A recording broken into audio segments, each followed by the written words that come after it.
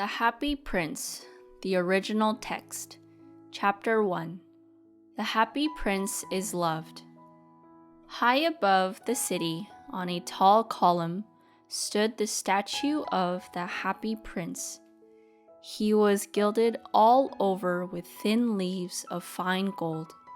For eyes he had 2 bright sapphires, and a large red ruby glowed on his sword hilt. He was very much admired indeed. "He is as beautiful as a weather vane," remarked one of the town councillors, who wished to gain a reputation for having artistic tastes. "Only not quite so useful," he added, fearing lest people should think him impractical, which he really was not. "Why can't you be like the Happy Prince?" asked a sensible mother of her little boy who was crying for the moon. "The Happy Prince never dreams of crying for anything." "I am happy there is someone in the world who is quite happy," muttered a disappointed man as he gazed at the wonderful statue. "He looks just like an angel," said the charity children, as they came out of the cathedral in their bright scarlet cloaks and their clean white pinafores. "How do you know?" said the mathematical master. "You have never seen one." "Ah, but we have in our dreams," answered the children, and the mathematical master frowned and looked very severe, for he disapproved of children dreaming. Chapter 2. The Little Swallow and the Reed. One night there flew over the city a little swallow. His friends had gone away to Egypt 6 weeks before, but he had stayed behind, for he was in love with the most beautiful reed. He had met her early in the spring as he was flying down the river after a big yellow moth, and had been so attracted by her slender waist that he had stopped to talk to her. "Shall I love you?" said the swallow, who liked to come to the point at once, and the reed made him a low bow. So he flew around and around her, touching the water with his wings and making silver ripples. This was his courtship, and it lasted all through the summer. "It is a ridiculous attachment," twittered the other swallows. "She has no money and far too many relations," and indeed this river was quite full of other reeds. Then, when the autumn came, they all flew away. After they had gone, he felt lonely and began to tire of his lady love. "She has no conversation," he said, "and I am afraid that she is insincere, for she is always flirting with the wind." And certainly, whenever the wind blew, the reed made the most graceful curtsies. "I admit that she is domestic," he continued, "but I love traveling, and my wife, consequently, should love traveling also. Will you come away with me?" he said finally to her. But the reed shook her head. She was so attached to her home. "You have been trifling with me," he cried. "I am off to the pyramids. Goodbye." And he flew away. Chapter 3. The Little Swallow and the Happy Prince. All day long he flew, and at night time he arrived at the city. "Where shall I put up?" he said. "I hope the town has made preparations." Then he saw the statue on the tall column. "I will put up there," he cried. "It is a fine position, with plenty of fresh air. So he alighted just between the feet of the happy prince. "I have a golden bedroom," he said softly to himself as he looked around, and he prepared to go to sleep. But just as he was putting his head under his wing, a large drop of water fell on him. "What a curious thing," he cried. "There is not a single cloud in the sky. The stars are quite clear and bright, and yet it is raining. The climate in the north of Europe is really dreadful. The reed used to like the rain, but that was merely her selfishness." Then another drop fell. "What is the use of a statue if it cannot keep the rain off? I must look for a good chimney pot." And he determined to fly away. But before he had opened his wings, a third drop fell, and he looked up and saw. What did he see? The eyes of the prince were filled with tears, and tears were running down his golden cheeks. His face was so beautiful in the moonlight that the swallow was filled with pity. "Who are you?" he said. "I am the happy prince." "Why are you weeping then?" asked the swallow. "You have quite drenched me." "When I was alive and had a human heart," answered the statue, "I did not know what tears were, for I lived in the palace of Sans Souci, where sorrow is not allowed to enter. In the daytime, I played with my companions in the garden, and in the evening I led the dance in the great hall. Round the garden ran a very lofty wall, but I never cared to ask what lay behind it. Everything about me was so beautiful. My courtiers called me the happy prince, and happy indeed I was, if pleasure be happiness. So I lived, and so I died. And now that I am dead, they have set me up here so high that I can see all the ugliness and all the misery of my city.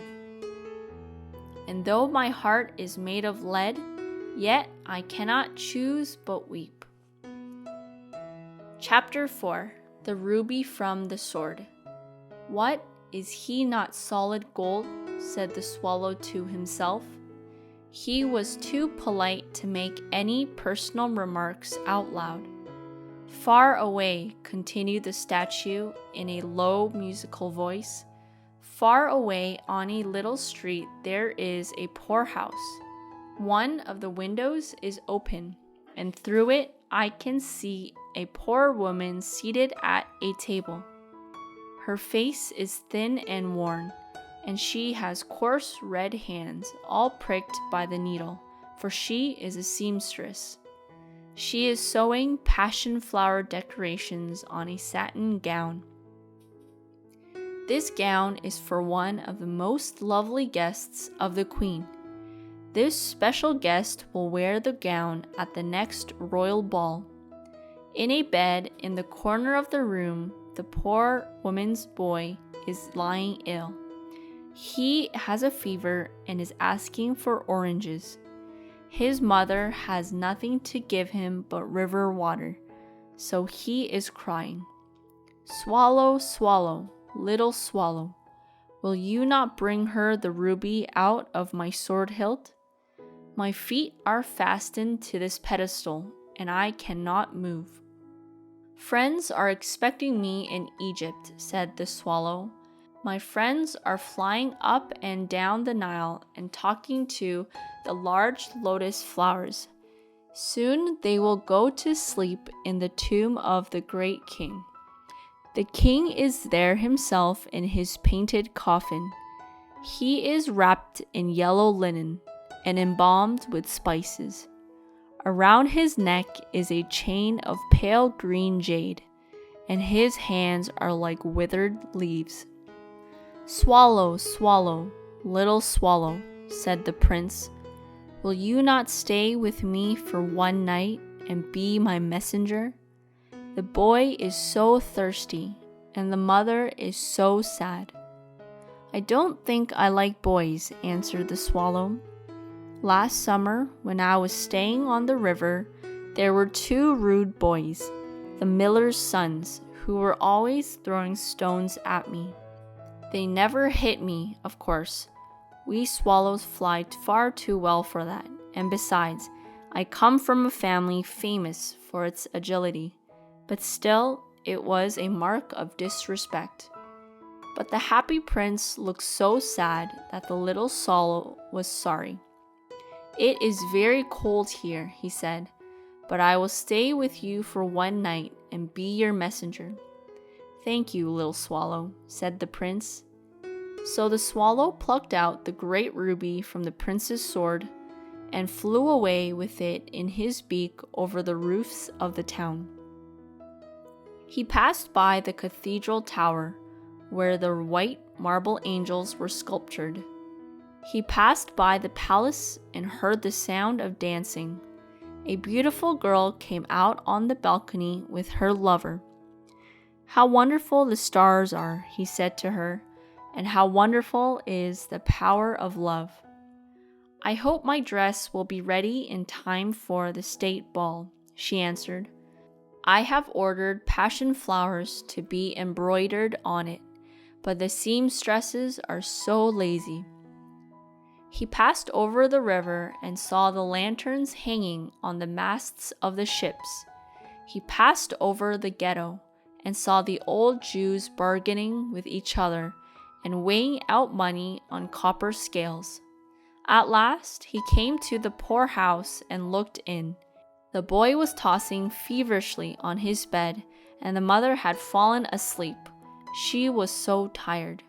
He hopped and laid the great ruby on the table beside the woman's thimble. Then he flew gently round the bed, fanning the boy's forehead with his wings. How cool I feel, said the boy. I must be getting better. And he sank into a delicious slumber. Then the swallow flew back to the happy prince and told him what he had done. It is curious, he remarked, but I feel quite warm now, although it is so cold.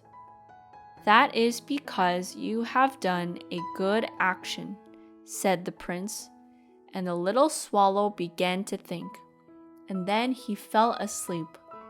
Thinking always made him sleepy. Chapter 5. The Sapphire from the Eye. When day broke, he flew down to the river and had a bath. What a remarkable phenomenon, said the professor of ornithology, as he was passing over the bridge. A swallow in winter, and he wrote a long letter about it to the local newspaper. Everyone quoted it. It was full of so many words that they could not understand. Tonight I go to Egypt, said the swallow, and he was in high spirits at the prospect. He visited all the public monuments and sat a long time on top of the church steeple. Wherever he went, the sparrows chirruped and said to each other, "What a distinguished stranger!" So he enjoyed himself very much. When the moon rose, he flew back to the happy prince. "Have you any commissions for Egypt?" he cried. "I am just starting." "Swallow, swallow, little swallow," said the prince. "Will you not stay with me one night longer?" "Friends are expecting me in Egypt," answered the swallow. "Tomorrow my friends will fly up to the second cataract. The river horse couches there among the bulrushes, and on a great granite throne sits the god Memnon. All night long he watches the stars, and when this morning star shines, he utters one cry of joy, and then he is silent. At noon, the yellow lions come down to the water's edge to drink. They have eyes like green barrels, and their roar is louder than the roar of a cataract. "Swallow, swallow, little swallow," said the prince. "Far away across the city, I see a young man in a garret. He is leaning over a desk covered with papers, and in a tumbler by his side there are a bunch of withered violets. His hair is brown and crisp, and his lips are as red as a pomegranate, and he has large and dreamy eyes. He is trying to finish a play for the director of the theater, but he is too cold to write any more. There is no fire in the grate, and hunger has made him faint." "I will wait with you one night longer," said the swallow, who really had a good heart. "Shall I take him another ruby?" "Alas, I have no ruby now," said the prince. "My eyes are all that I have left. They are made of rare sapphires, which were brought out of India 1,000 years ago. Pluck out one of them and take it to him. He will sell it to the jeweler, buy food and firewood, and finish his play." "Dear prince," said the swallow, "I cannot do that," and he began to weep. "Swallow, swallow, little swallow," said the prince, "do as I command you." So the swallow plucked out the prince's eye and flew away to the young man's garret.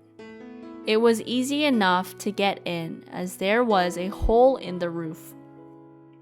Through this he darted and came into the room. The young man had his head buried in his hands, so he did not hear the flutter of the bird's wings. And when he looked up, he found the beautiful sapphire lying on the withered violets. "I am beginning to be appreciated," he cried. "This is from some great admirer.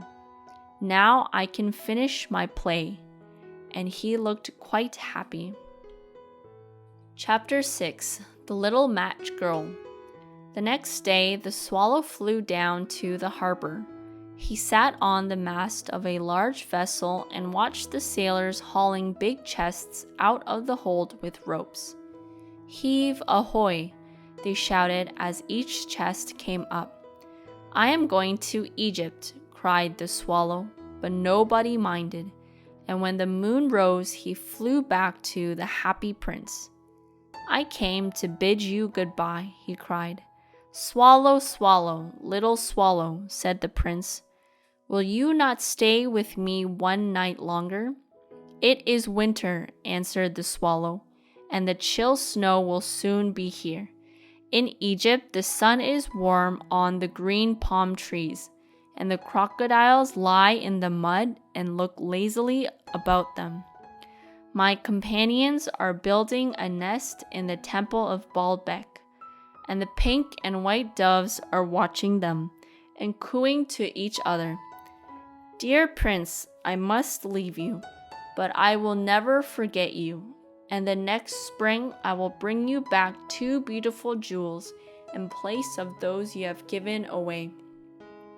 The ruby shall be redder than a red rose, and the sapphire shall be as blue as the great sea." "In the square below," said the happy prince, "there stands a little match girl. She has let her matches fall in the gutter, and they are all spoiled. Her father will beat her if she does not bring home some money, and she is crying. She has no shoes or stockings, and her little head is bare. Pluck out my other eye and give it to her, and her father will not beat her." "I will stay with you one night longer," said the swallow, "but I cannot pluck out your eye. You would be quite blind then." "Swallow, swallow, little swallow," said the prince, "do as I command you." So he plucked out the prince's other eye and darted down with it. He swooped past the match girl and slipped the jewel into the palm of her hand. "What a lovely bit of glass," cried the little girl. and she ran home laughing. Then the swallow came back to the prince. "You are blind now," he said, "so I will stay with you always." "No, little swallow," said the poor prince. "You must go away to Egypt." "I will stay with you always," said the swallow, and he slept at the prince's feet. Chapter 7. The Gifts for the Poor People.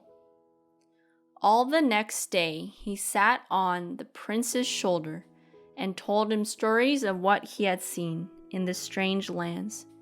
He told him of the red ibises who stand in long rows on the banks of the Nile and catch goldfish in their beaks, of the Sphinx who is as old as the world itself and lives in the desert and knows everything, of the merchants who walk slowly by the side of their camels and carry amber beads in their hands, of the king of the mountains of the moon, who is as black as ebony and worships a large crystal, of the green, great snake that sleeps in a palm tree and has 20 priests who feed it with honey cakes, and the pygmies who sail over a big lake on large flat leaves and are always at war with the butterflies.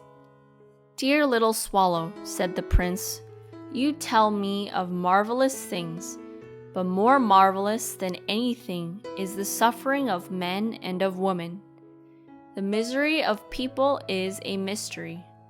No one knows why people suffer. Fly over my city, little swallow, and tell me what you see there." So the swallow flew over the great city and saw the rich making merry in their beautiful houses, while the beggars were sitting at the gates.